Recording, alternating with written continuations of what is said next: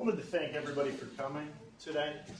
This is the Preparing Future Faculty event, Managing Your Digital Identity. I wanted to thank Dr. Richard Landers, Dr. Joyce Armstrong, and Miss Megan MIZE. And if everyone's ready, let's get started. Oh, great. I guess I'm going to stand because it's really awkward to present while you're sitting. I think that's the remote. It's gonna. It is great.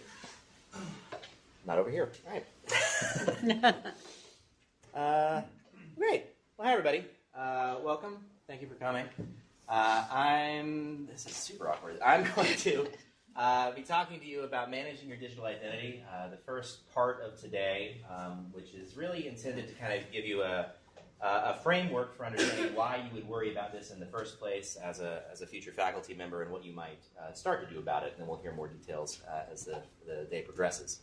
Specifically, I'm going to start first with a coverage of some empirical research on to the extent to which people actually care, consider, worry about what people look like on the internet in relation to making judgments about them as potential employees, which is a little bit based on my own research program. Then talking about specific influences on your digital identity, where what influences how you're perceived on the internet and how that might, and how you might act on that information. So I'm going to cover it in these sections. First, talking about you as an individual, then the outside influences on your digital identity and how you might control them, as well as the viewers and the psychological processes that the people that look you up are engaging in. So why worry about this in the first place? These numbers are all over the place, but they're going to give you a general picture. 51% of managers in one Career Builder surveys reported rejecting a job applicant due to content found on social media. 45% of hiring managers reported consulting social media to screen applicants in another study. 91% of hiring managers in another study reported looking at social media. 69% rejecting people based on what they found. 68% hiring someone based on what they found. And 79% of U.S. HR professionals, and this is an across-tab study of about 400, I think, consulted social network sites, and those numbers were similar across other nations, other countries. So those are all based on general job pool. That's not faculty specific. So what happens when we start to move into kind of a college setting? In college admissions, we now have about 31% of people checking Facebook at a minimum, also looking at the web in general to get information about people that are going through the admissions process at the undergraduate level. We don't really know so much at the faculty level, but it's pretty safe to say, based on this, that a lot of people just intuitively think, oh, I should look up people that are applying for this job and see what I can find. That's the part that I'm confident in from here, and so it's something that you should worry about. You should think about how you're represented online. We'll talk more about that in a minute. Some of these searches are actually mandated in certain fields, which is an interesting little side point. Like if you work in a field where you're potentially working with children, then you might actually be required as an employer to check social media because they might be a risk. So this is actually becoming pretty mainstream. That's why I include that bit of information there. So again, faculty hiring process, we don't really know specifically. There are not many surveys that I'm familiar with that have looked at this just yet. And it probably varies a lot by the person doing it, by the individual making the decision to look on social media. It probably varies a bit also in the internet in general, and it probably also varies a bit by field, and I'll talk about that in a little bit as well. So, in general, the conclusion from this, you should probably think about it, because someone at some point in the process is going to look you up, and you should have a sense of what they're going to find. So what actually creates a digital identity? We want to think that this is the model, that it's really just you produce stuff, you do things, and that creates a sort of a footprint of what you look like online. But there are other influences in addition to you. There are also other people. If you think about a Facebook example as an example, then when you act on Facebook, things appear associated with you that are not you. Things that your friends do, things that people tag you in. Even if you're not even actually physically in the picture, you may be tagged and associated with it. There's all sorts of ways to associate events, for other people to associate events and ideas with you that are not actually your own. We also have outside institutions as well. If we think about in terms of Facebook itself encourages a certain kind of content that is going to reflect on you. In fact, just belonging to particular social network sites. If someone Googles your name and finds that you're on whatever random social site you want to imagine, they may make some conclusions about that just based on the fact that you exist there, and that influences your identity. We also then have the viewers themselves, the people looking at social media, looking at the internet, looking you up. They have their own psychological process that they're engaged in that influences what they conclude about you. So I'm going to talk about each of these one at a time. Mostly about you, because you have the most control over you. But there are some things that you can do in the other pieces as well. So the easiest way to think about this is to consider yourself as essentially a brand. You are an idea. You are a concept that you are selling into a university. When you are applying to become faculty, there's a certain perception of who you are that this university, this department, this hiring committee is choosing to bring on. What they're really doing is saying you've done particular things, you have a particular history, you have particular publications, you have particular events you've attended. All of these things are part of this picture of who you are, and the universities essentially, or the hiring committee specifically, and sometimes departments, are choosing, do we buy into this person? Is this somebody we want? Is this someone that we want to bring into who we are? And so it's easy to conceptualize that in terms of brands. Now, when you think of a major brand like Coca-Cola, there's immediate thoughts that go through your head of what that means. A university, a department is the same way. You have a picture of who you are, and when you're hiring someone, you choose, well, is this someone we want to bring into that picture of who we are? So people do this in different ways. When looking at social media, when looking at the internet, they primarily assess one of two areas. One is fit. So that general global evaluation of, is this the sort of person that we want here? The other side is red flags. They're not looking at overall fit. They're not looking to see completely, are you the kind of person? What they want to see is, have you done things that signify you're not the sort of person we want? So those are two kind of different processes that people engage in, but they're important to think about both of them as you build a digital identity for yourself. Any online content that you produce at this point effectively exists forever. Anything that ever goes on the internet, you should just assume it will exist for the remainder of your life. And that's a weird place to be. Nobody would have imagined that being true 20 years ago, but that's where we are. Anything about you that goes on the internet, you might as well assume it will exist until the end of time. All right? So that's not a super comforting thought. So that means that if you want to shape how you are perceived, then you need to take an active role in managing what that information looks like, who has access to it, and also add your own information where appropriate. Products, portfolios, websites you created, we'll hear a little more about portfolios later. Things that you produce, that's the easiest thing to associate with you. Because you create content, you slap your name on it, and then people, when they look you up, may find that information you produce. Sometimes. We'll talk about that in a minute, too. Words you've written in comments. This is one that people don't always think about. If you leave a comment on any website, anywhere on the internet, then searching for your name may turn up the comments that you have made. Settings you made about yourselves in profiles. If you've ever specified all sorts of protected information, like religion, like political affiliations, political associations and beliefs, any of that could be findable by someone searching on the internet. Browsing history actually is searchable to a degree. Remember that anytime that you use Google, there is a real clear paper trail following you exactly what you've searched for and why, even if you're in incognito private browsing mode. They still actually can track that to a degree.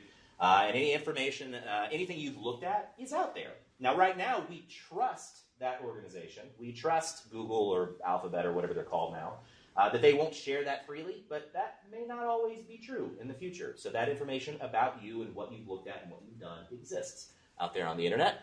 Online purchasing history. One of my colleagues was super surprised. One of the things we started doing this year for our graduate students is we developed a graduate student website, like to attract incoming graduate students. And one of the things that we did is we connected with Google advertising networks. I can figure out individual purchase histories of people that visit my website.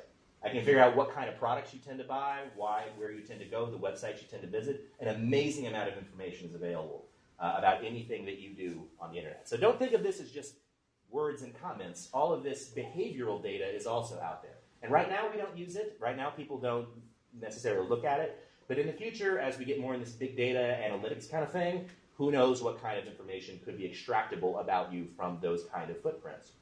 So just again, you can control some of that and you can't control some of that. So it's important to know what you can control in order to shape the path forward. So in terms of what should a university or a hiring committee, what are they likely looking for? They generally fall in these four categories. The first three should be pretty familiar: research, teaching, and service. Does this person present him or herself as a scholar? When they look you up, do they get the impression that you are a scholar, that you look like you could be faculty? Does this research get news and media attention? That's a crazy one. When we do Google searches, the way the Google algorithm works is that it tends to grab high-profile, highly prolific websites first. So if there's anything in the news about you, whether it's your research or not, that's going to come up pretty early in that search. So, well, I'll talk a little more about that in the future, but there are weird things that pop up there when people search themselves sometimes, like maybe you won an award in high school. Like, there's weird stuff that pops up sometimes. So we'll get more about that in a minute. From a teaching perspective, they seem like, and again, this seem and present element is really important. It's not whether you actually did these things, it's whether you look like you did these things. Do they seem like an effective teacher, seem like an effective mentor? And service, does it seem like this person pitches in? Can I rely on this person to get things done? One of the biggest fears of a hiring committee is that you're going to, for pre-tenure faculties, you're going to hire someone, and then they're basically going to waste space for 6 years before they eventually leave. So they want to know, are you going to be a person that accomplishes stuff? Are you going to reflect well, again, that's that brand idea, on the department that you end up joining? The other dimension that's outside of those three is interpersonal. Remember that when you're going to become faculty, you're not just going to be working at that university. You're going to be working alongside coworkers for a long time potentially. And so an evaluation in the back of everybody's head is this somebody that I could really be around for like several decades? And that's a big question, and people make that evaluation in different ways, but it's an important aspect. So when you think about who you are and how you're represented, I would encourage you to think in these four dimensions. When people look at you, how are they going to make judgments about your research, about your teaching, about your service, and about who you are as a colleague? Those are the dimensions that people are going to tend to think on. So how to actually make good impressions when you talk about those things. That's what we would call brand strategy in a marketing sense. How do you convey that you are something to be desired? That when somebody's looking at you as a potential colleague, that you're somebody that they want. So again, think of yourself as a brand with these four dimensions. If a random person on a search committee happens to Google you, happens to look you up on Facebook, what are they going to conclude in those four areas? And that's an evaluation I would encourage you to make for yourself. Look yourself up and say, if I was just curious, is this person a good researcher? Is there anything positive, neutral, or negative that I would find? Neutral is okay. It doesn't have to be good. You don't have to cultivate a research presence on the internet. That's not what I'm saying. But rather, there shouldn't be anything that somebody looks at and says, oh, I don't know if they're really serious about this. That's the conclusion you don't want them to draw. So the same is true in teaching, being contributions, service, as well as being a good colleague. If there is negative information out there, you do have some avenues to try to get it removed. If it can't be removed, your only option is to drown it.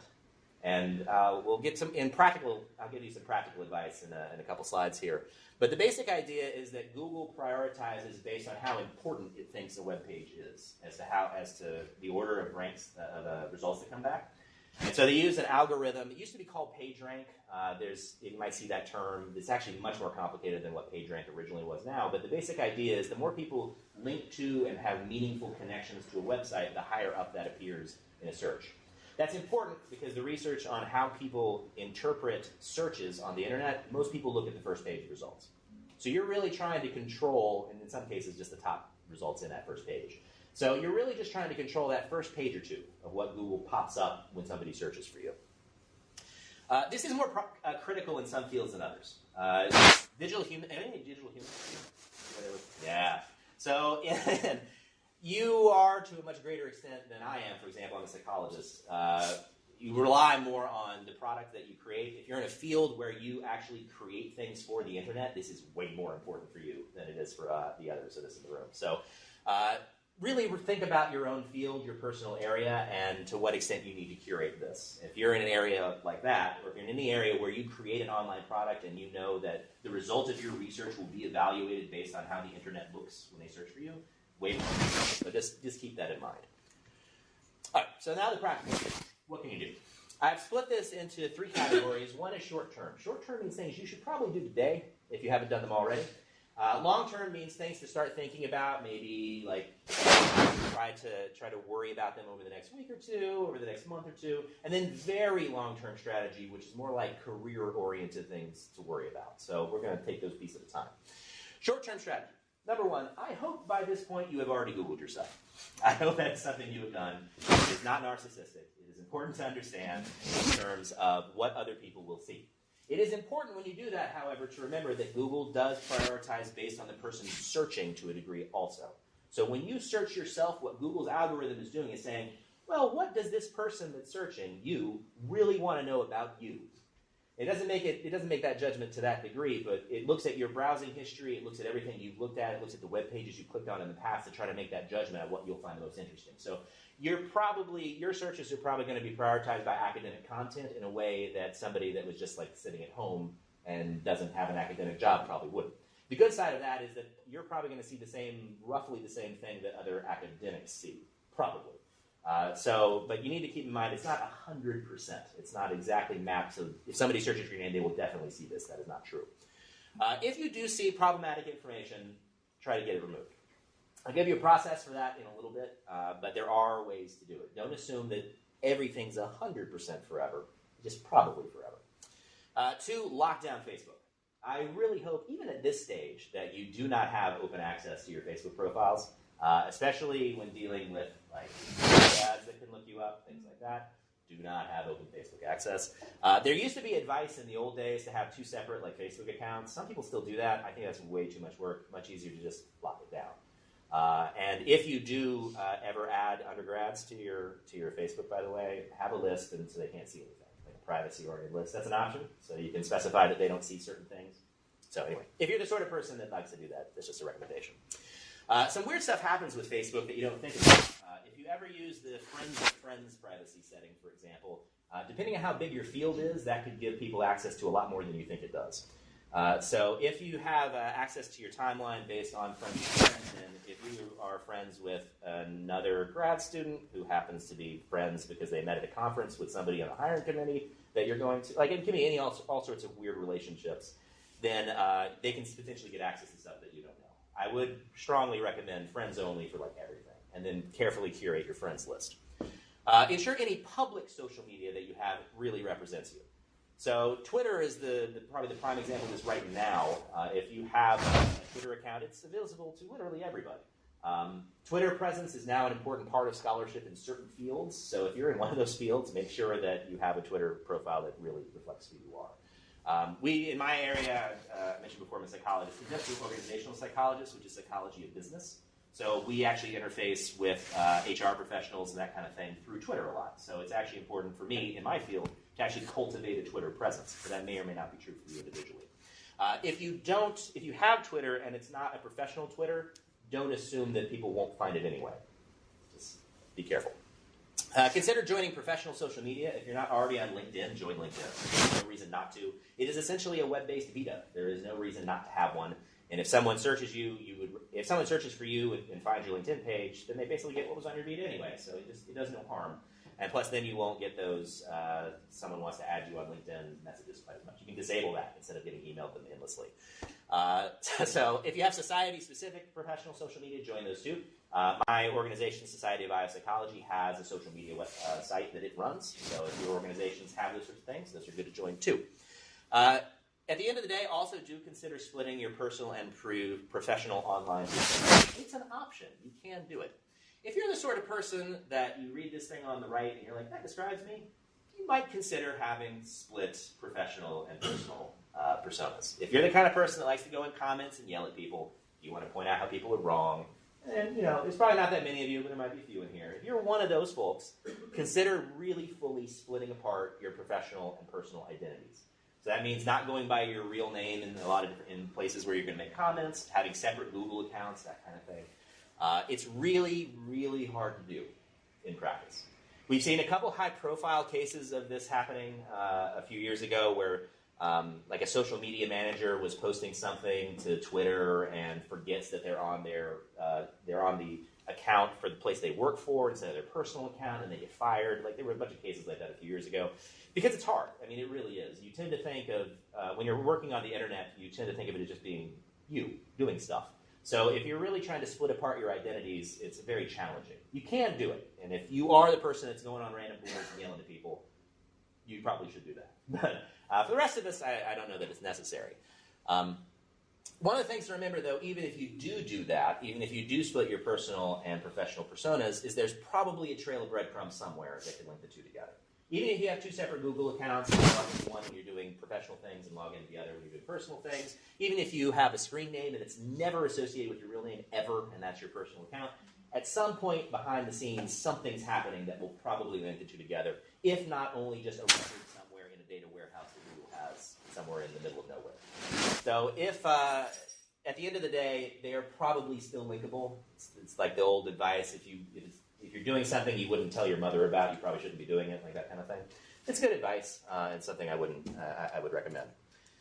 All right, so that's the short-term strategy. Things to do like now. This is the long-term strategy. So things to worry about over the next few months, maybe. Build a website on a domain you control using a hosted service. I'll explain all this in a second. And create new content for that website on a regular basis. The key to being successful on Google, such that when someone searches for your name, you're at the top, is to create regularly updated content that will pop up on Google. And so the way to create the regular content is part of the algorithm. The algorithm will detect, oh, this page gets updated a lot. There's new stuff appearing here. Therefore, it's more relevant than pages that just sit and never change. That's part of their algorithm. Because when people search on Google, they want current information. So it prioritizes what it perceives as current information. This could be a blog. This could just be a Vita that you update on a private page. It could be whatever you want it to be, but something that has your name very prominently and gets updated a lot. So I use a service called Bluehost.com. I pay $15 a year for a domain name. It's not that pricey. And then $100 or so a year for web hosting, which is toward the cheaper side of what you can do. You can spend all sorts of money on web hosting. And then I create a website, which is rlanders.net, which is me. So that's the sort of thing that I'm recommending you do. The reason you want to do that is a couple. One is that creates a consistent presence for you regardless of the university you work for. If you end up being the sort of faculty member who changes jobs a lot, then you don't want your identity to break every time that you move. So if you have a personal website, and if you have an email address on that website, that's an easy thing to do when you pay for it. You get your own round of email addresses on your personal website. Then that means that you can have your email address follow you around. Wherever you go, say you leave academia for and work in industry, or you decide to have a fellowship somewhere and you're away for a year. You don't keep changing email addresses the whole time. You have one email address that never changes. And that's better than having a random Gmail account because it just doesn't look professional when you do that. So, recommend it to do this. And I'll show you an example of mine in the next slide, I think. Work with media relations to promote research. Anytime you do something that is cool, it doesn't have to be groundbreaking. It's just like, oh, that's a neat thing that there would be some public interest in. Go ahead and contact media relations. It's like an area here. Every university has one. And say, well, can you put together a press release for me, and can you post it on the website? It's just an easy way to get, even if nobody looks at the thing, it's an easy way to get a .edu website with your name on it associated with your research.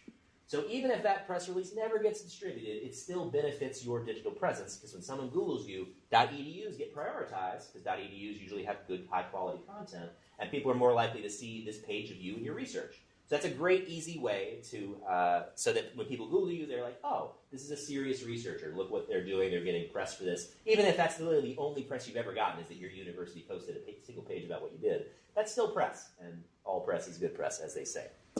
If it's friendly to your particular domain, I also recommend contributing writing to high-profile academic-friendly outlets. So The Atlantic, Inside Higher Ed, The New Yorker, etc. Publish writing take open contributions and often publish writing from academics. If you have a big public kind of side to your work and you have very practical implications and you can share that, that's a super great way to do it. And it's an easy way, again, to get your name on material on the internet that's high profile, likely to come up in searches, and likely to look good. That's not an option for everybody. It's not something I've ever personally tried, but I know a number of people that have. So just put that out there. So here's what happens when I Google me. So I Googled me, in this case, to look up Richard N. Landers, which is including my middle initial, an important point. And I found this set. You can see not all the pictures involve me, but these are actually all things I control. This is what you want. When somebody searches your full name, they come up with websites that are about you. In this case, the ODU site comes up first, and that's because it's a .edu. .edus are always prioritized really high. Then next under that, the personal website I have, my Vita comes up as number 3. All sorts of pictures, only 2 of which are actually me. The blog that I write comes up next, and then this About page on the blog comes up next. The entire first page of Google results for this is me. If you search for Richard N. Landers. If you don't search for Richard N. Landers, you end up with slightly different results because I have a generic name. That's okay. I live with that. As a result, you end up with a couple other things. That's okay, though, because anybody that's paying attention will not think that's me. All right? That's the key. So you don't want ambiguous information showing up where they look at that and they're like, that could be them, and then it's not flattering. Like, that's the situation you want to avoid. So by putting as much about you as you can up there, then as a result of that, you're going to have the best chances that when they Google you, it's information about you that actually appears. That's what you want. And again, also only worry really about the first 2 pages of results. As I mentioned before, most people don't go beyond 2 pages. Most people don't go beyond the first page.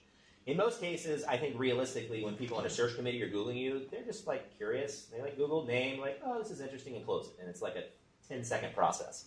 But so you don't want anything weird to pop up on that 10-second search. That's really the goal there.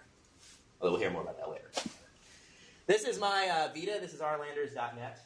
So it really is just a Vita, really, just made in a web-friendly format. And then every time I have a publication, you can't see it, but later down, it's basically just a list of citations. And this form shows up really high in the list of results because it has my name on it, as I want my name to be searched. It has a lot of content, and it gets updated regularly. So that's all it is. If you don't have web design skills, you don't really need them these days. There's a lot of services that will put together basic things like this. You can even export from Word to a web page now, and then just upload the document that you found. So it doesn't require any crazy technical skills. If you have the technical skills, you can make it look a lot fancier. But even if you don't, there are plenty of free resources to use to build a website like this. One thing to remember when you create a home page or a web page like this is that unlike materials you send to individual universities when you're trying to apply for jobs, you should not customize this at all. This has to be a generic message about you. So you might, like in a personal statement, that you might change a paragraph or 2 based on where you're applying. It's kind of a standard strategy. If you have a website, don't do that. Don't assume that particular websites will only be visible to certain universities. I've known people that have tried that, so they'll have like Vita underscore Penn State, Vita underscore whatever, and they'll change their list of research areas as a result of that, and then put that link onto their Vita. So they assume, when they click on that link in my Vita that I uploaded, they'll only see the school that I assigned them to. Don't assume that's true. That's a terrible strategy. Don't do that. So one, and you really want it to be one of those top 3 results in Google. You want that online Vita to just pop right up there. Check Rate My Professor. I hate this website. This is a terrible website. Its basic idea is that, if you're not familiar with it, is that anybody that's taken the class, or random people that have never met you in life ever, can write reviews about your teaching. The weird thing about Rate My Professor is, one, in surveys of academics, no one trusts that it's actually true. Like, no one will self-report that they think that Rate My Professor actually reflects on teaching quality. And if you even take instructor satisfaction levels, the correlation between that and Rate My Professor ratings, it actually is positive, but it's very small. So in general, better instructors do have better Rate My Professor ratings, but it's not like a one-to-one relationship. It's fairly weak. But having said that, when you actually look and ask people, well, what did you evaluate when you made decisions about things like raises, things like teaching quality, things like hiring also, there are a fair number of academics that do check it and do include it in the information that they use to make decisions, which is wacky. I don't know why they would do that, but they do. I think it probably comes from the desire to just get as much information as possible, the perception that any information is good information, but not so true here. If there is something bad about you on there that you don't like, you have a few options. One is you should use that report button. You see that? Do I have a laser? Ooh, I do. That report this rating guy right here.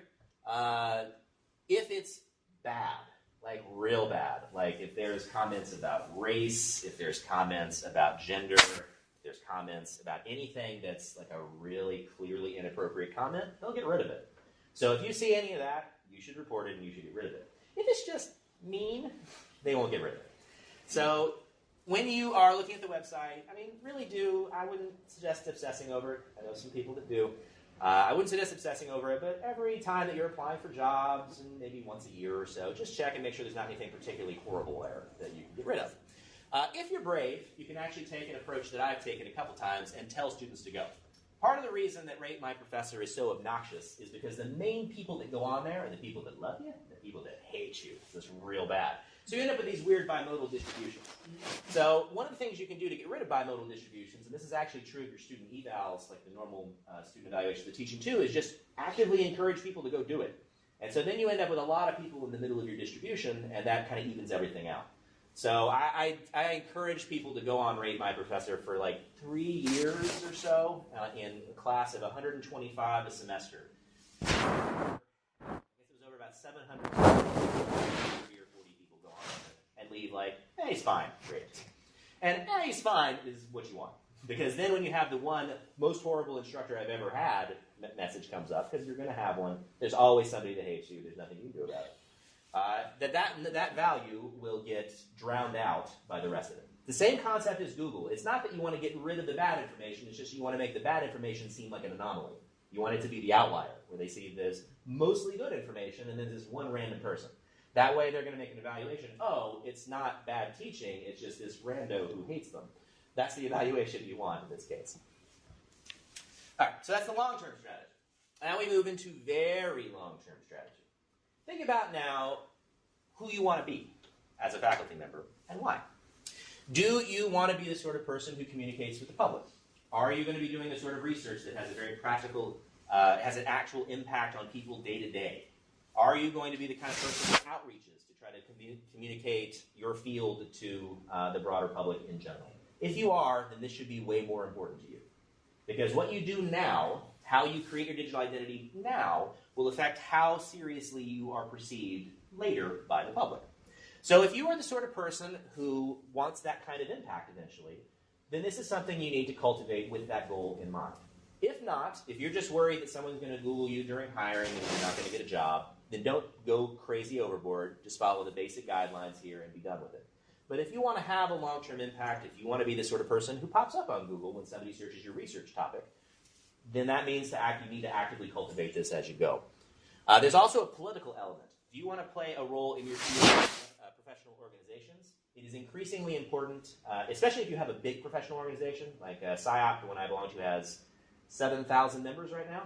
So as a result of that, there is no way I am going to be obvious to 7,000 people who are going to be voting in elections if I ever wanted to run for some sort of office in that organization. So one of the ways that people discover you is when they Google information about your field and you just happen to pop up a lot. And they start to see your name and they start to recognize who you are and what you've done. So if you have those kind of aspirations, creating a digital identity, actively shaping one versus just managing one becomes more important. That's a decision to make for yourself. All right, so that's all the you. So I've been talking about you for a long time. Those are all the things you can control. What happens when there's information about you that you don't directly control? This will be a little faster. One, we have outside people and institutions. That was those two arrows on the side there. Online content about you, not just online content you created, is also forever. Information people have posted about you, news items where you happen to be mentioned. I described the case earlier of random high school stuff popping up. That's occurred in high school cases with graduate students, actually. A lot of it's harmless and really not worth worrying about. Like if you have a random story, if you Google yourself, it's like one track and field athlete in 2003 or whatever, then fine, it doesn't matter. But you should think about which things appear that you really don't want popping up. One of those is anything suggesting illegal activity. Anything. You do not want random illegal activity popping up. In the old days, this was easy because the juvenile versus adult line was very hard. Now, because things exist on the internet forever, there could be pictures of you like having a really bad idea and having some drinks when you were 16 or something. Like, anything can pop up that does not reflect on you anymore. Things that can pop up like that, you do not want to have a paper trail of that occurring. Okay? I mean, it's kind of funny to think about because We don't usually talk about that sort of thing. But if you have stuff from your past that you don't want to bring up again, you should take an active effort to try to make sure it's not there, to get rid of it. Images of you in especially unflattering situations. So post-adult, as say there's a picture of you with like a beer in your hand when you're 21, that's fine. But if there's a picture of you doing a keg stand, well, maybe that's not the kind of impression you want to be giving. So just think of what exactly people are going to, again, in the brand of you, interpret, and then think about, well, what do I really want that there? And I'll give you some strategies for getting rid of it in a second. Content that suggests race, gender, politics, and religion. You really don't want it. This is really important because there's been a number of research studies here lately on looking at, and this is my research area again, looking at how people make judgments from social media about people. Really disturbing research. One in which LinkedIn, they two identical LinkedIn profiles randomly asked people to look at them, had a gender ambiguous name, but had a male name and a female name, and the male name got better ratings of competence, higher ratings of success, more hireable, etc. Just as a result of that picture. It was a male picture versus a female picture. The names were identical.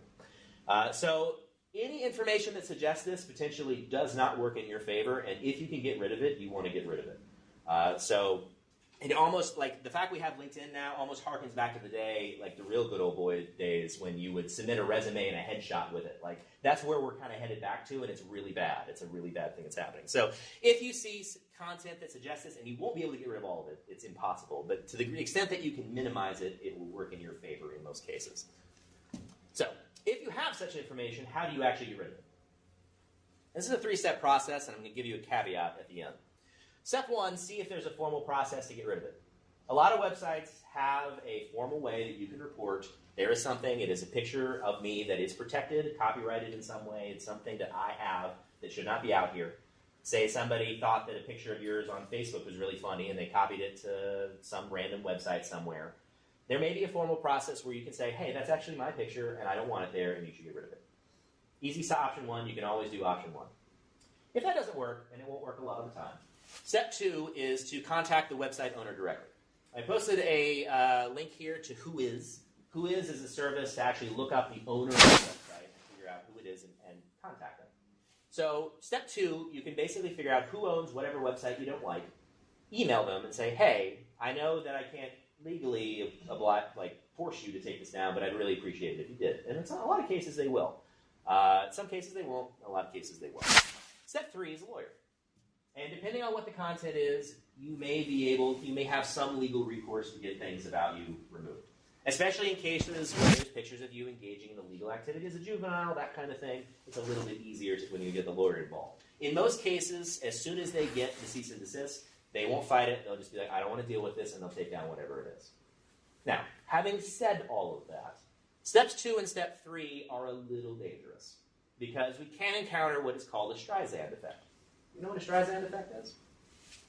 So a number of years ago, Barbara Streisand's, I think it was Malibu beach home, was photographed as part of a research project on erosion of the California coastline. Okay? And that photograph made it into an online repository of pictures of the coastline. Barbara Streisand said, I don't want that picture of my home there, so I'm going to get rid of it. And by get rid of it, I mean get a lawyer involved and get a lawyer to sue to have it removed. Before this case went public, 6 people, 2 of which were Barbara Streisand's lawyers, looked at this picture. Before the case was over, this picture was viewed by 400,000 people. This is the Streisand effect. Actively trying to suppress information on the internet often leads to that information becoming much more viewed than it otherwise would have been. So think very cautiously when you look at a picture, is this really something I should get rid of? Is it worth it? Can I just drown it in good information? Because that's a much better approach if you can. Is it really so bad that I want to risk this? And some things will be, depending what they are. Again, juvenile arrest record is a real good one. But other things, just let it go, and that's okay. So, those are the outside influences. The last piece of this puzzle are the viewers themselves. When making judgments about people, viewers interpret a lot of information idiosyncratically. They will look at something and they will make their own personal judgment about it, and that can vary a whole lot from person to person. The process they engage in, however, is described by this psychological model called realistic accuracy. What this model describes is, I'm going to step you through it piece by piece, is there something that somebody wants to know about you? That's the trait. They want to know good colleague, they want to know happy, they want to know fun to be around, whatever it could be. That's the trait. So when looking for the trait, the first step is relevance. Is there something relevant to the trait present online? So let's go with the example of good colleague. So are there things that are relevant and available on the web about you when they're trying to make this good colleague judgment? So that's the part you can control. Is that information available? So that's why it's the environmental influence of this model. Now, after that information is available, a person has an option to either detect it or not detect it. So if you want people to know you're a good colleague, is it an obvious piece of information that they might pull on? If it's not obvious, they might not ever notice it. And even if they do notice it, they may not actually include it in their judgment. So you say you want to be perceived as being a great colleague, and so you post a picture of yourself at an event with other graduate students having a nice good old time. Well, is that relevant to what they're trying to learn about? Yes. Is it available? Yes, it's up there. Is it detected? Do they notice that picture in the first place? If no, then they're not going to incorporate it in their judgment. If they do notice it, do they actually make the judgment for themselves? Oh, this is relevant to this person being a good colleague. A picture that you think is relevant to a trait may not be relevant to them. And all of that is inside their head. That's a perception they're having. Finally, they make an actual judgment about you, about that trait, about you as an individual. This is the process that people engage in when they're trying to judge from something you created or something about you, who you are. So I would really encourage you to think carefully about everything that's up there about you. How will people actually judge it? What decisions will they make? What information are they looking for about you? Again, this comes back all the way to those 4 dimensions, right? That they're going to find the information they want that's going to help them make a judgment, and they're not going to find the information you don't want them to find. That's the goal. The best way to minimize viewer desire to search online in the first place, which is an important lesson we're thinking about, is to ensure all of your questions from your search committee are answered before they go online. They want to know good research, good service, good teaching, good colleague. So your application materials, to some degree, should speak to those 4 dimensions. It's when they feel that their judgments are poor, that they couldn't find the information they wanted, that people are going to be more inclined to check somewhere else. So if you include a good, strong set of materials, you much minimize the chance that anyone will even bother doing this. And that's the best way to protect yourself. That's it. Thank you very much.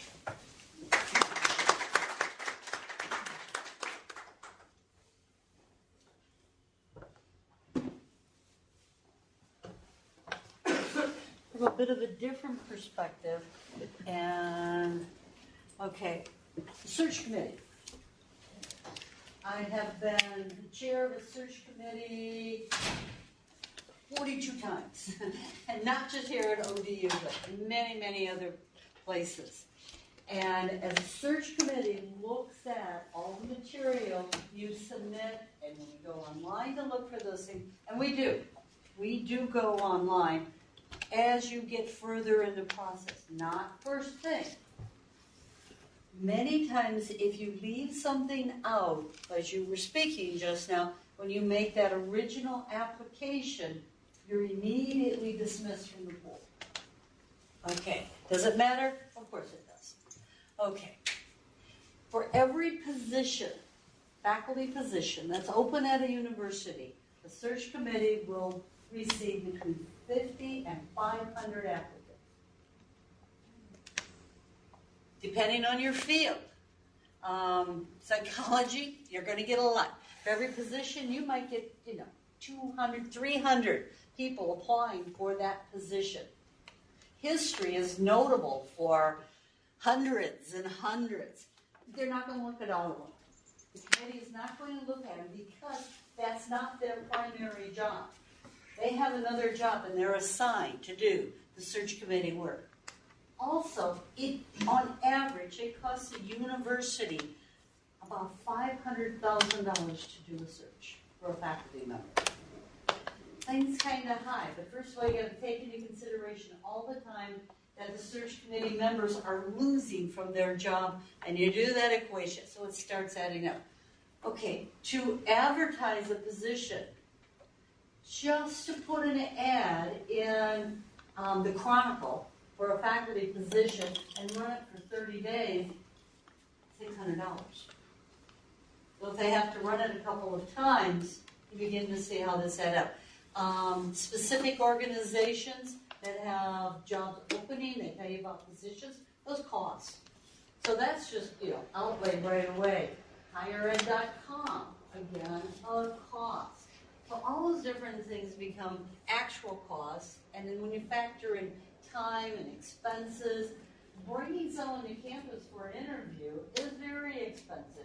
You have airline travel, you have meals, and you don't just buy a meal for the applicant. Now you got to say, okay, we've got 5 people on the search committee. Well, you got to pay for all 5 people to eat a meal, and then if there's a breakfast involved, it just goes on. So $500,000 for one faculty visit is not out of the question.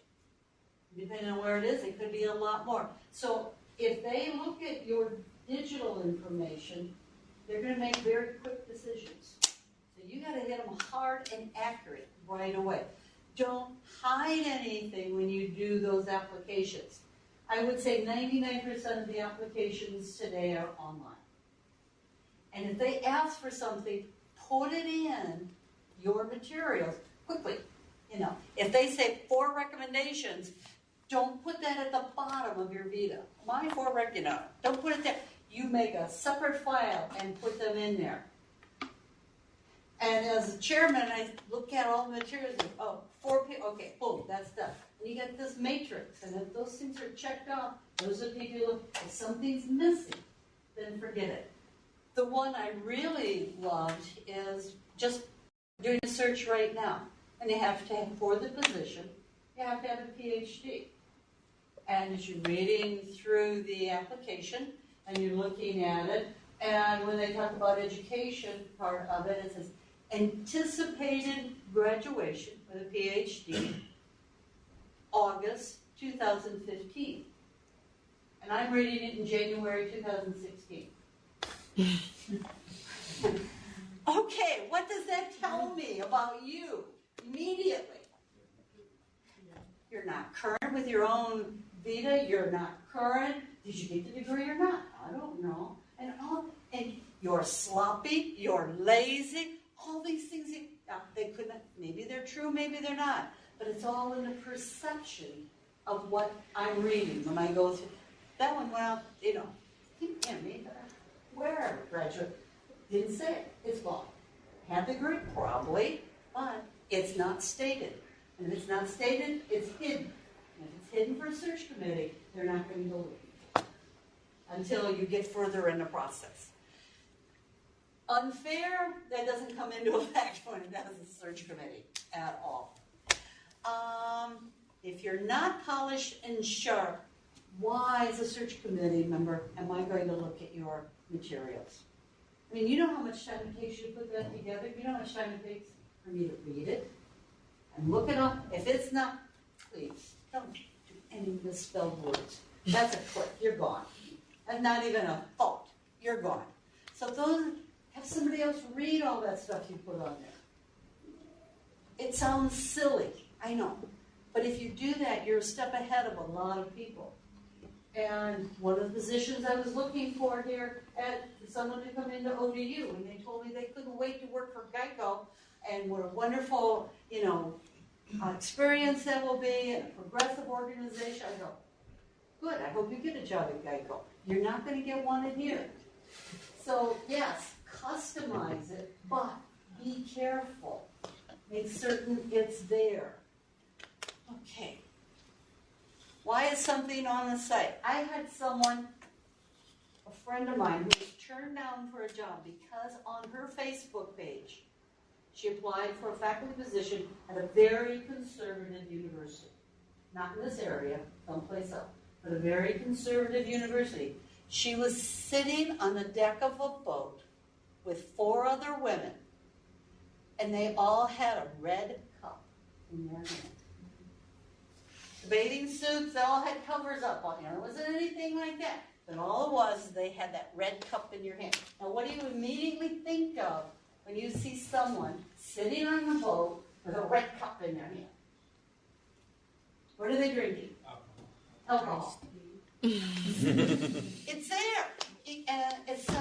absurd. They didn't check anything else, but all they saw was that red cup in her hand, and one of the search members on the committee told her that's why she was rejected. Because they went and looked at her face, and it sounds silly, yes, but like you said, check those pictures, that there's nothing at all on those pictures.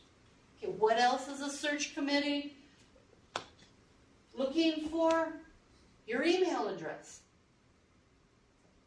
Your email address.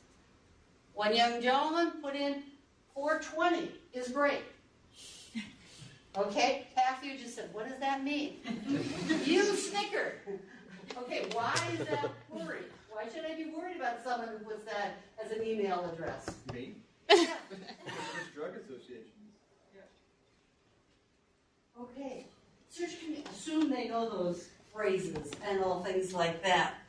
Actual email addresses, when I was looking for a faculty member, sitting pretty.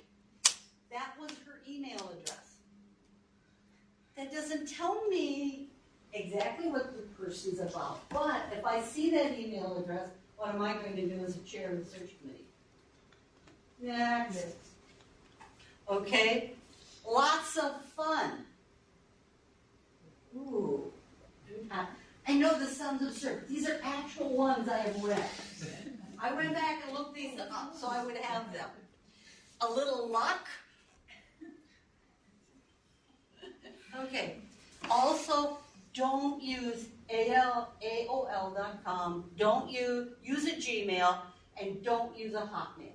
The AOL and the Hotmail shows that you are old school. You're not using current technology. Gmail shows, yes, you're using current technology. And it doesn't matter if you're looking for a technology position. They want to know if you're current in your field and if you're up to date. They see Gmail. They see AOL.com. Yes? Yahoo? No. It's on its way out. Yeah, I was going to say, what other than Gmail for a more current? What else would you use? Could you use like your local company? So like if you have Verizon or Cox or Yeah. Oh, yeah. Verizon. Yeah. Those are okay. Use them sparingly. Be very careful. Yeah, the greatest customizability you'll have is if you get an email address for your own private domain, and it's only like $15 a year. And then, like you can have like your first name at lastname.com. No one's going to question that. It's very clear who it is. And people will say, they'll read that and they'll go, okay, there's someone who cares about getting a position. It tells us that you're just not piggybacking, looking for a free account somewhere. You're actually putting some money out, and you're aware of those things. What about using so if you don't have your own server, what about using your real name versus something else? Real names are always better when you're looking for a search. I just got one a month ago that had the name of the position as, the front part of it, and then it was at, Gmail. So I know they're very concerned about just things for that position. And you can get those quite easily. So yes, you can put, your real names, but just watch what you put in there. And those are the things we look for on the search committee. Yes, sir. Okay. It's like if you work for a governmental body, like a city or county or something like that, would that be an avid address also used? Never use a current employer. Never use their server. Never use their accounts. When you're looking for a job, once you're there, things like that. Because if I would get one that they use jamesmadison.edu or whatever it happens to be, I go, why are they taking their James Madison's resources and using it for their personal information?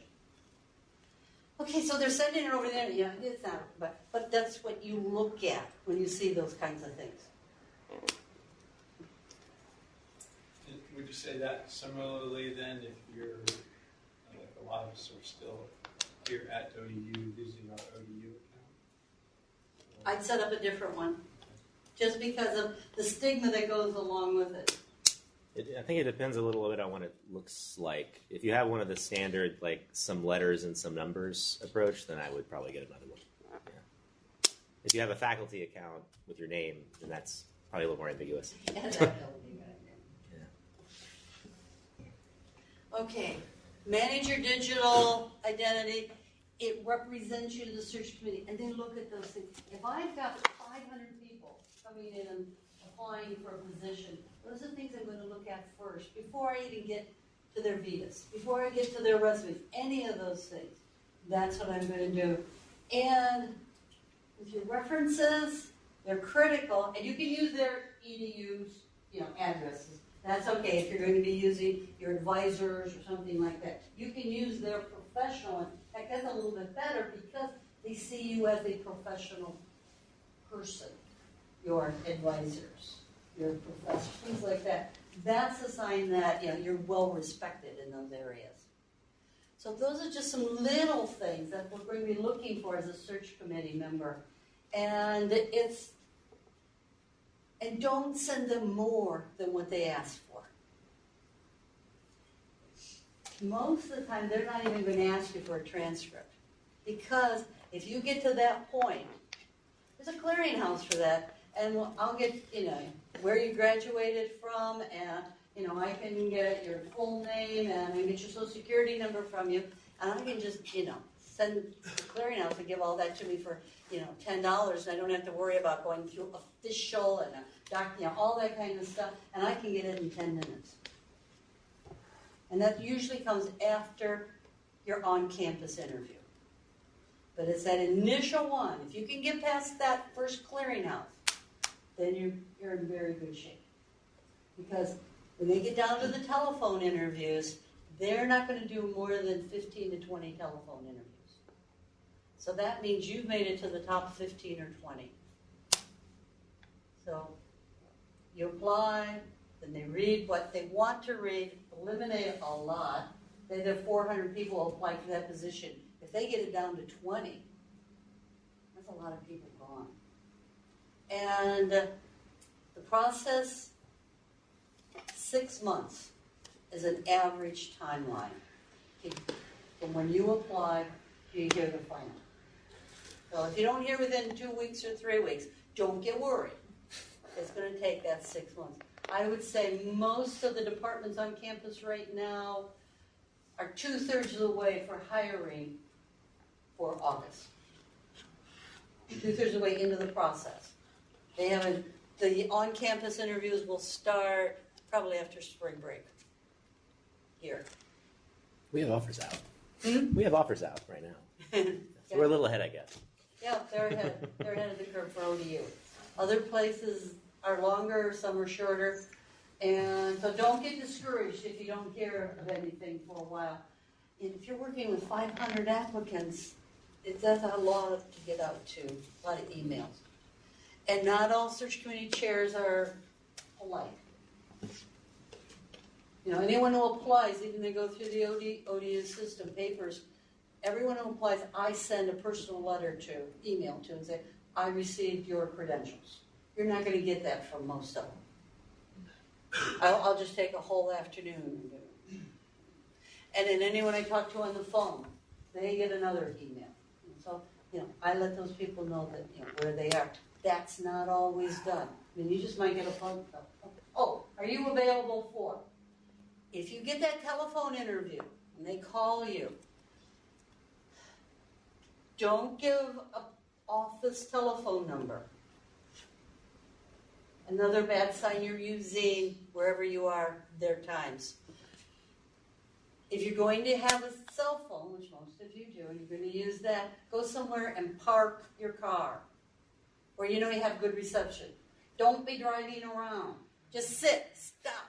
Not only will the questions get you upset sometimes, but you don't want you to go into a dead zone. If you're out walking around or driving around, go someplace and sit. And then you'll have your best conductivity. And when you go for your campus interviews, which I know all of you will, you'll get there right away. From the moment you start on your process to have that interview. Get on a plane, you drive, assume you're interviewing. There is no downtime. A typical faculty position interview, it's usually you arrive the day before. Most of the time, there's a dinner that night. Could be just with a chair. Could be the entire department, depending on what it is. And you're on.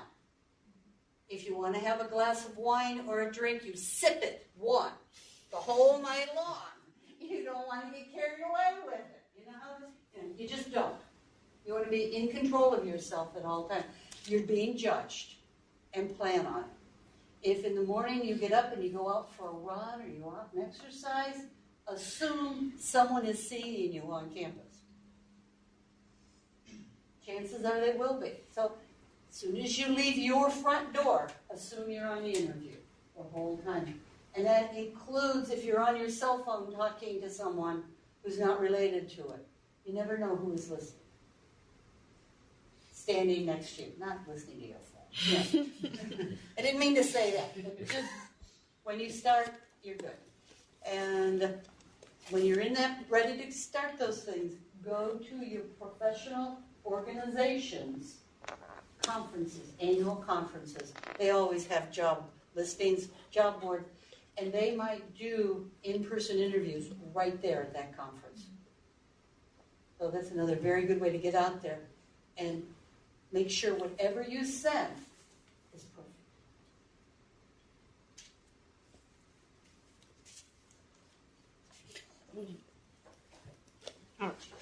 So, I was the weirdo who used Google Slides. Hopefully this loads fast.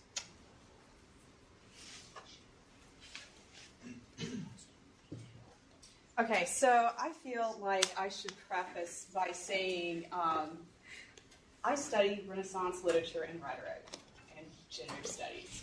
I also have a job teaching people digital pedagogy. So I am a bizarre academic unicorn. And the things that they're talking about and the thing that we asked me to present today is very much at the forefront of my mind as I'm finishing my dissertation, God willing, the creek don't rise. And I really have to think about what part of the many hats I'm wearing am I going to try to market myself as. And so I'm going to show you some examples and talk about the ePortfolio initiative at ODU right now. And some of what I'm going to say is actually going to contradict some of your advice. And it's not good to contradict them because I'm sitting there taking notes going, yes, I think maybe I should do this. But it is part of what the larger university is trying to push for. And some of you in your grad programs are going to start encountering ePortfolio initiatives. So for instance, the music education line, they're about to institute an ePortfolio capstone course in which students are taught to build these professional websites so that when they go out on the job market, they have really thought about the concepts that we're discussing today. So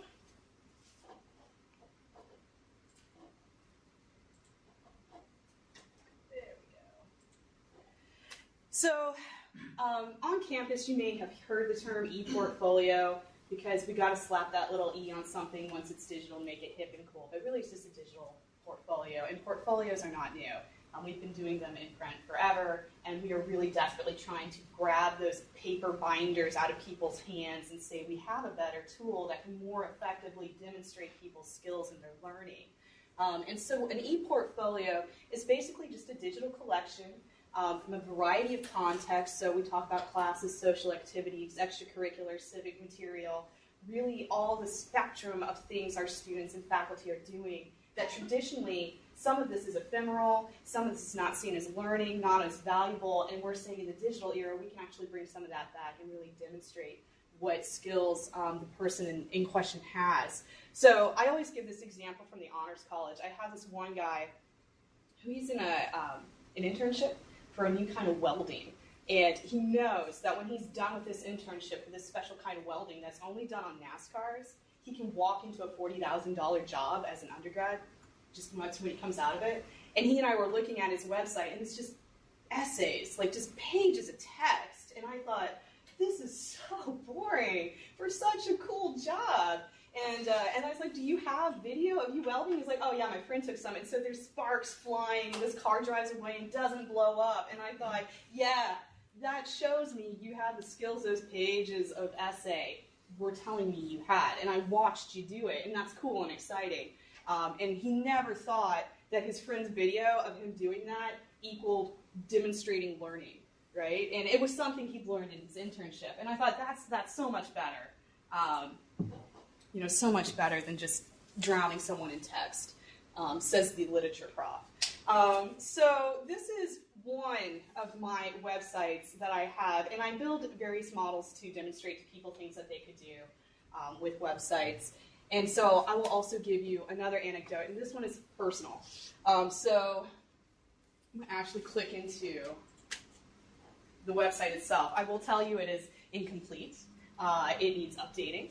So I'm just sitting there shamefacedly going, make time to update. But this really came out of a group in the English department led by Shelley Rodrigo, who was our new media prof, who encouraged graduate students to come together and just learn WordPress. And a bunch of us are not tech-savvy individuals, and we sat around for a couple hours every month and just practiced and saw what we could do. And so anyway, the story I'll give you is I was, and again, this is weird, I was at a Victorian conference presenting on Victorian literature as a Renaissance scholar, and the moderator was a medievalist. And she never asked me for my bio. She gets up and starts introducing me, and she's nailing it.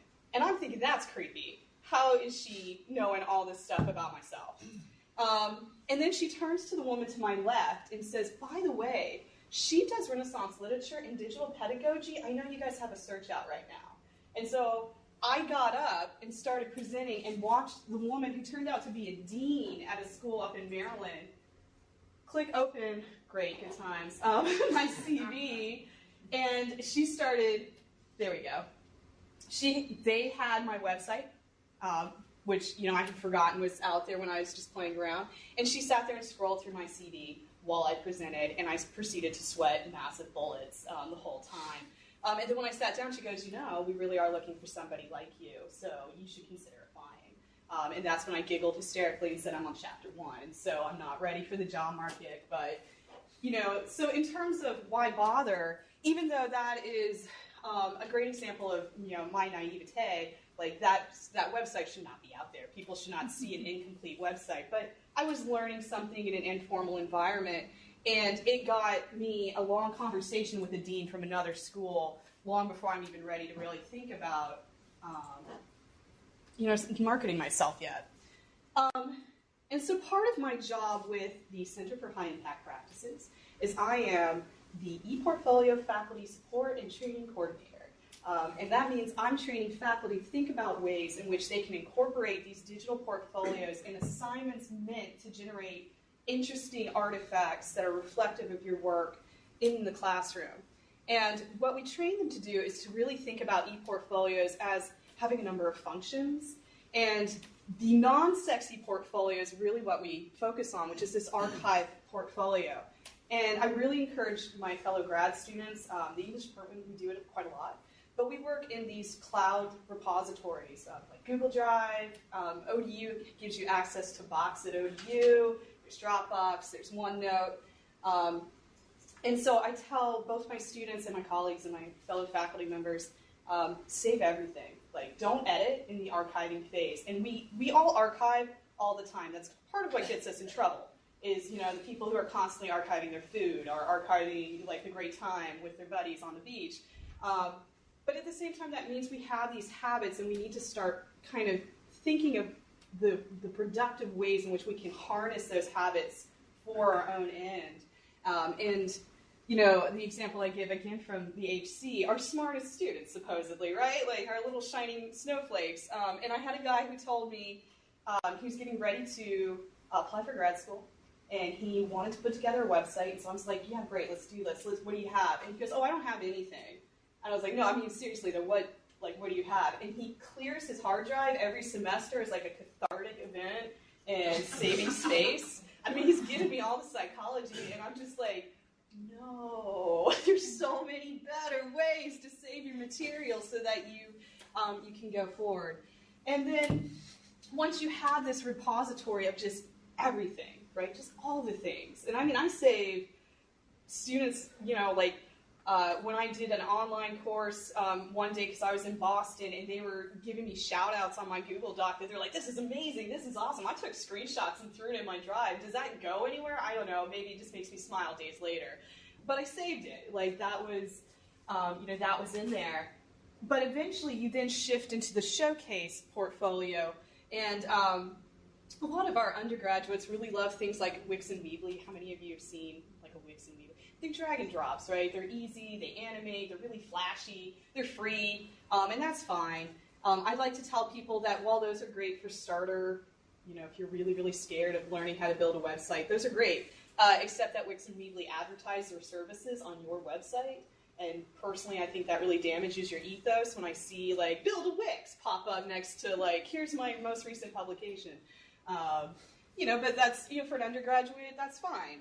And then, of course, when you asked me to talk specifically about something like WordPress, which ODU just unrolled this summer, meaning you have space on ODU servers to build WordPress and WordPress sites, and you can build multiple WordPress sites. And there are resources on campus to help you out. Now, talking about buying your own domain and all of that, I think that's a really brilliant idea. But if you're just here and you're interested in practicing in that, or you can export these websites and reformat them once you're willing to make the shift, ODU does offer that to us.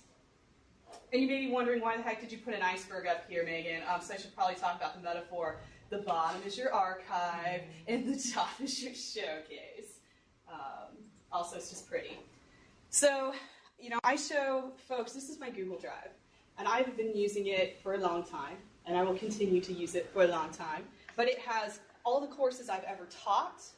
It has all the courses I have taken as a graduate student. It has all of my research, my conferences, my dissertation is being written on this. And it has all my collaborations with everybody. So when folks say, hey, Megan, I really love that Tumblr assignment you did. Can I have it? It's like, there you go. Share it with you. I didn't have to do a whole lot. Or the other week, I got an email like at 9 o'clock at night saying, oh, by the way, the WPA needs your teaching portfolio from the summer. And so I went through and was able to, from my archive, grab all of my materials, my assignments, my rubrics, and some student feedback, write a quick reflective letter, and in under an hour I had a 45-page document that I sent off and was like, yeah, I'm amazing. That was a lot of copy and pasting. But it was saved, whereas some of my other friends, they just kind of have it some on Blackboard, and then that gets expunged every 2 years, some on their hard drives that crash. And so I keep telling people, like, Central, put it one place, make it a habit, make it constant. What's really lovely about Drive, and Google doesn't pay me, is that the Google Drive app is just so useful. I use it with my students because you can literally click the app on your phone, take a picture, and upload it to Drive. You can scan material into Drive. But there's a lot of things like that, like Evernote and all of that. But this is this huge wealth of material at my fingertips that's searchable and shareable. And then when the day comes for me to grow up and really say, this is who I am, I'm going to be, and I still don't know. Like in the ideal world, I would say, yeah, I'm going to be the tweed-wearing lit prof, but that's a fast disappearing fantasy, right? And I know that I probably will say, yeah, I want to be somebody who's a mix, like I like admin and teaching, and that's what I'm currently doing, and I may lean heavily into that. So what does that look like, right? It's probably not going to be that first website you saw with all these Renaissance hands, right? Like that's not going to convey that mixed position. And so this is a second website that I've just designed for, entirely different context for another group. But this is a little different, right? The aesthetics are different. The images are different. The placement of material is going to be different. And so I have to think about,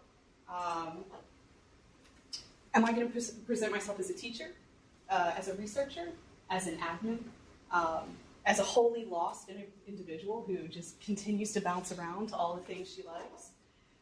And the thing that I bring that up for is when you start to build these websites, and we specifically asked me to talk to you about WordPress at ODU, is that you want to make that decision before you ever go to build a website, because people get lost in the woods when they start to see all the colors and templates. And the first thing my students do when you ask them to build a website is they gravitate towards the ones with huge pictures that are really colorful. And the problem is, so few of us have high-resolution images of us doing work that would make that website template really pop. So, to speak about the WordPress at ODU, this is a quick screenshot of the page. Down below, they have a ton of resources that you can look at, like online tutorials. I'll talk a little bit about the support for it, but you can build any number of sites.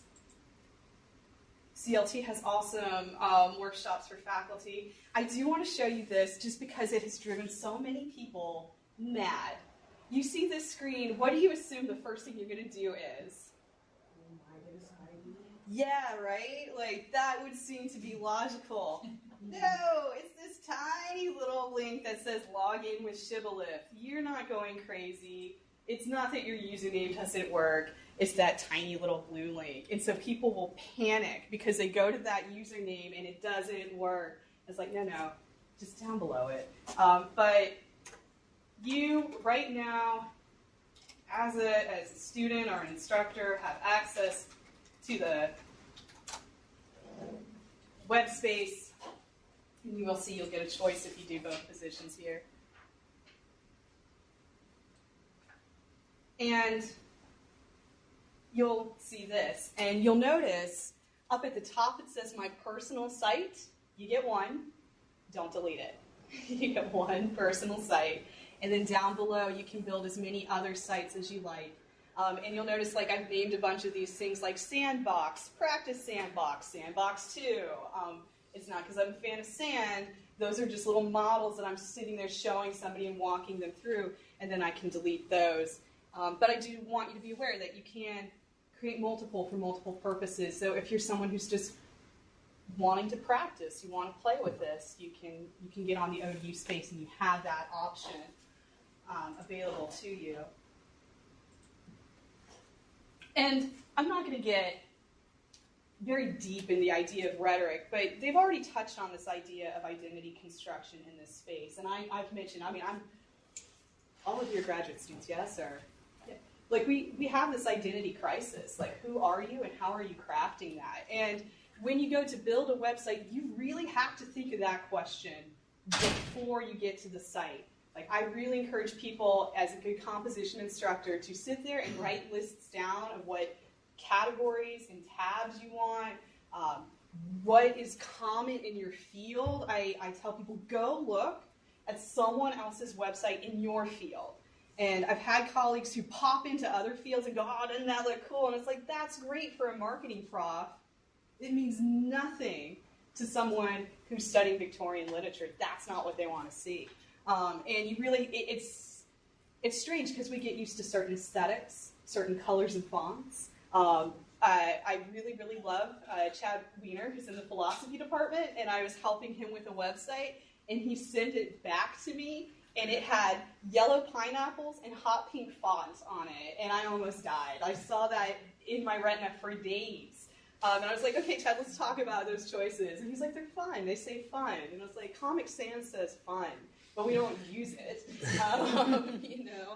So when you go into WordPress, I really encourage you, if you're using the ODU one, they have several themes. Go through each one and, activate, like, live preview, move through it, see what you think it can do.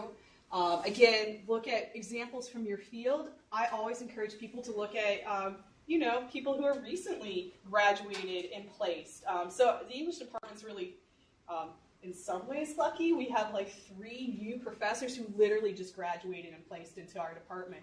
So I start with them and look at their websites and then ask them, could you guide me to some of your colleagues who have also had some success, and then look at their examples and write down what did I like, what maybe did I think was less effective, so that you can learn from their models.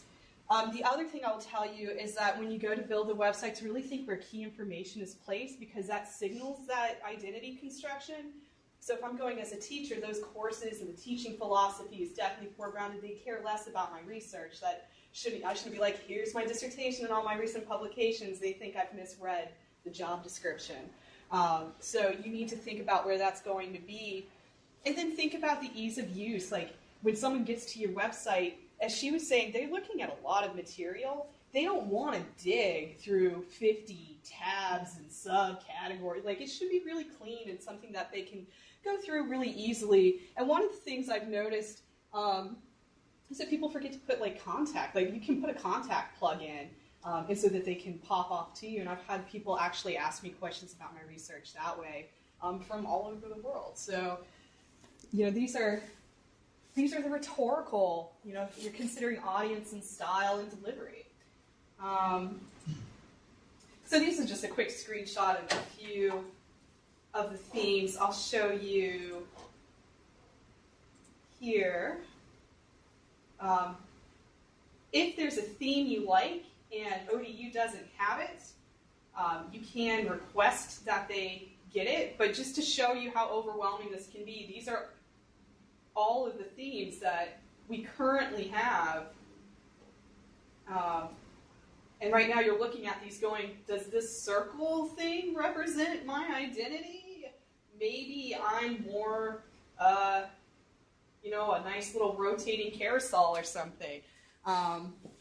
Just don't be seduced by movement. I mean, I always am. Like, I like the shiny things. So I'm like, oh, moving pictures, because there's nothing less interesting to most people than Renaissance pedagogy. So I have to think of something that has like little jazz hands to it.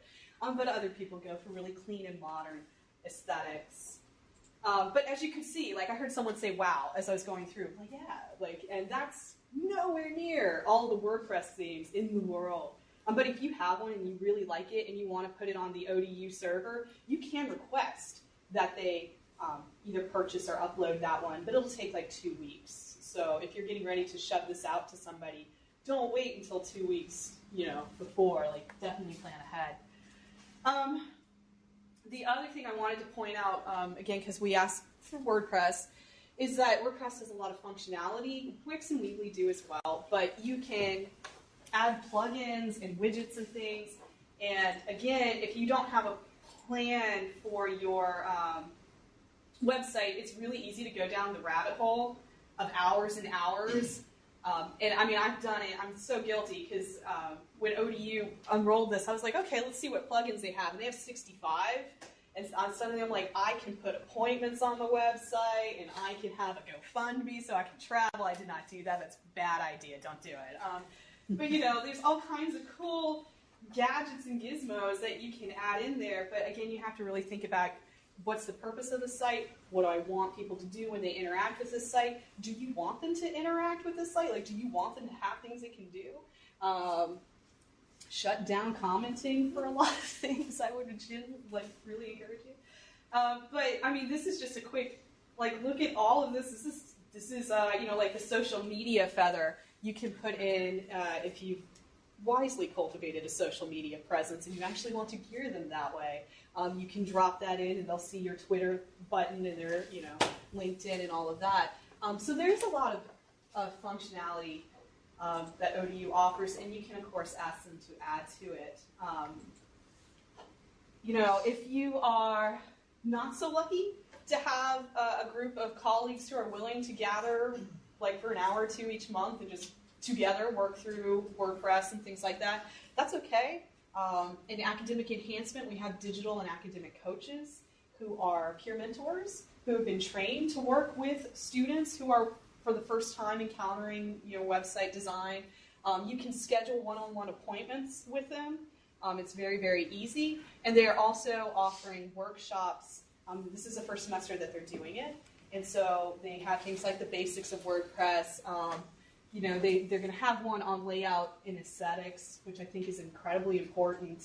And a lot of times we overlook visual rhetoric. So you will see someone put together a website with brilliant information, but it looks so bad, you know. And so you really have to think through those. Please don't put pineapples in hot pink. I'm telling you, it was claustrophobically bad. And then the other thing, of course, like I said, the ODU website has tons of videos present that they've pulled out for you. But we also have lynda.com at ODU, which is a brilliant website, and it costs close to $400 if you don't, if you didn't have access to it. But ODU pays for it, so I try to gear as many people towards it as possible so that they know we use that resource. And they're usually quick. They have videos. They have transcripts. It's really quite a lovely resource. And of course, if you're building a website and you think to yourself, I would really like someone's extra set of eyes, because I am also an editor, or just a judgmental person who's happy to share her opinion with you, or just other questions, you can always contact me and I will happily sit down with you, because I am also a grad student who's thinking through this right now. It is like a nightmare that never ends as you go through dissertation. And then everyone's like, there's 400, Scare them. 400 people. No, I was going to say, those numbers, though, are pretty solid, and I will tell you that if you know there's 400 people applying, it doesn't hurt to know that the dean of the college had suggested that you apply and would tell them to look for you. So that's why it's worth your time, I think, personally. So, okay, don't be scared. We're all in this together until we're competing. Open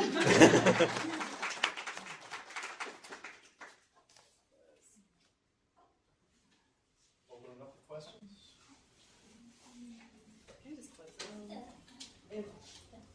I'm sorry. Never mind. It wasn't relevant to that. I was going to. I've got a few from the online chat. Give it a few minutes. For Dr. Landers, can you share your advice, opinion, and maybe you touched on this briefly too, on using a free site versus a paid version? So would something, I don't know, as opposed to a paid WordPress hosted somewhere as opposed to a free blog? Well, it's all about perception management.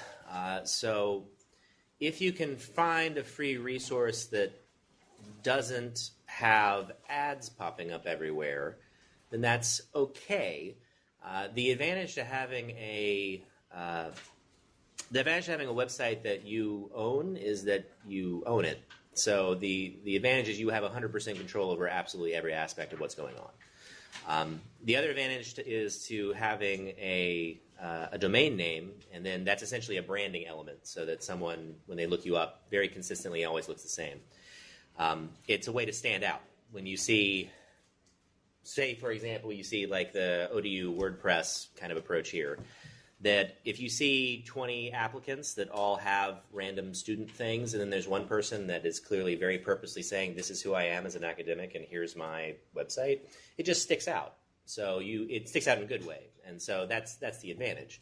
I don't think it's required. I don't think it will hurt you really to not have a personal branded website. It's something it's like a little nudge in the right direction. So in terms of free resources, then, if you don't want to spend the money, any free resource that you don't have advertisements on, I think is fine.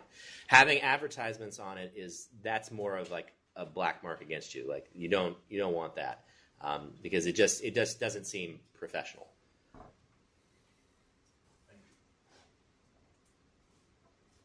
Do you have any other questions? I have one. Do you have anything else? Go ahead. I've got a couple more. Go ahead. Just for me, the WordPress or the site that we construct here in WordPress, is it going to remain with us even when we, out of the college? Right. So I forget the timeline that Dave gave us for how long it would stay on the server, but he also followed up by saying someone would actively have to be going and erasing these, and that's not going to happen. But the other thing is that you can export the website and then upload it, elsewhere. So when you leave the university, you can't take it with you.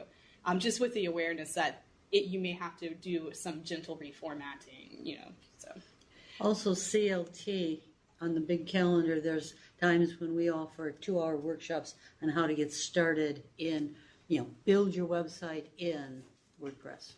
Yeah, and I highly recommend doing that. I've sat in those as well, and it's really good to do it in a group setting where someone is walking you through step by step, and inherently people get cocky and move ahead and then get lost.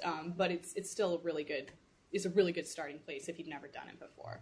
So is your URL like www.odu.edu/whatever? Yeah, I think so. Mine up there, I'm sorry, I took it down, but it says something like fs.odu, which is my faculty staff ODU. The other one that you saw up there is actually on it's the English department digital ODU server. So, I mean, that eventually I need to move.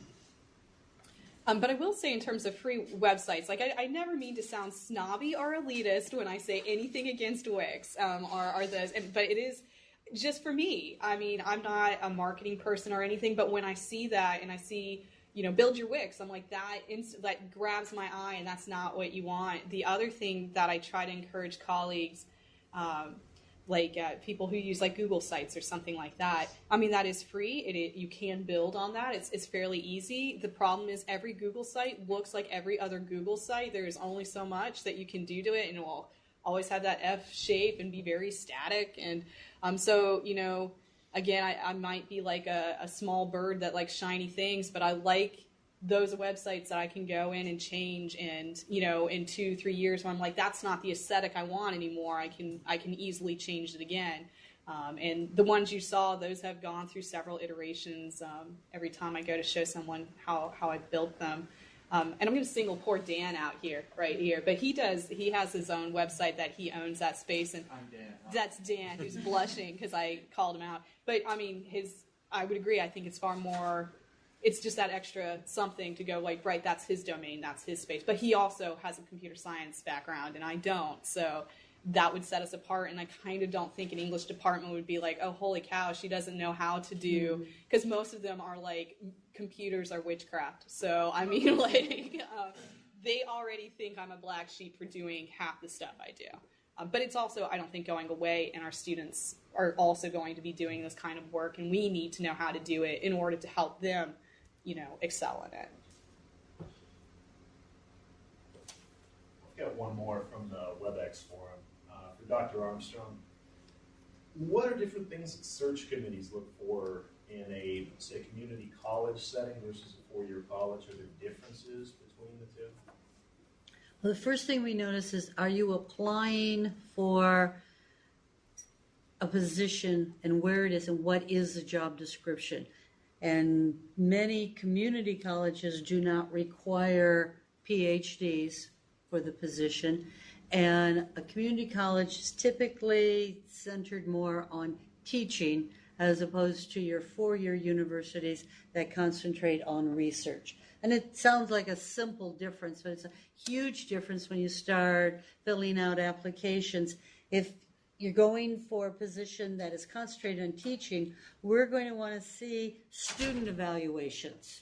As much as, everyone will say, no, they're terrible, but we're going to ask, to see those, the final sheet you get showing your means on it. We're going to want to see that. Maybe even, a short, and I do mean short, video on you teaching. And when you come to campus, you more than likely will be given a class that you have to teach. They'll discuss your research, but only a bit. Community college usually teaches more classes, more courses than a four-year university. So those are the kinds of things we're looking for. If your background matches what's going on at that particular university. Just simple, even a four-year university that centers on teaching, is you're going to have a totally different application than if you're going for at a research institute that's interested in that. I would even extend that to your VITA presentation. If you're applying to a research institution, research should be right up front, and if you're applying to a community college, it should not. Because if you apply to a community college and research is the first thing on your VITA, then they will interpret that as, oh, they're just using community college as a backup application and not really serious about teaching. So really think about the person that's looking at your materials. How are they going to interpret what they see?